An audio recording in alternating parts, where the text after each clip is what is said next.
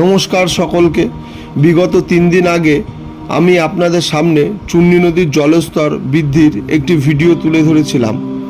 আজকে আবারও দেখুন চুন্নি নদীর জল কিভাবে ক্রমশ বাড়ছে।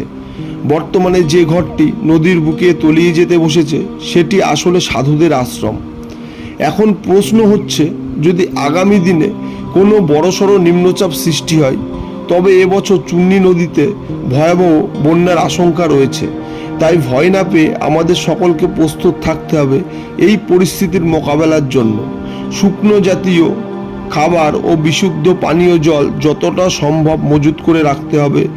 যাদের নৌকা নেই তারা নৌকার বিকল্প কলাগাছের ভেলা তৈরি করে রাখতে পারেন।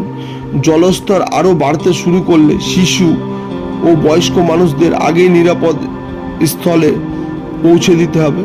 আমাদের সকলের ঐক্য ও প্রস্তুতি কেবল এই দুর্যোগ সামাল দিতে সাহায্য করবে।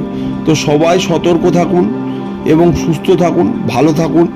ভগবানের কাছে প্রার্থনা করি যেন কোনোভাবেই চুন্নি নদীতে বন্যা না হয়। তো বেশ।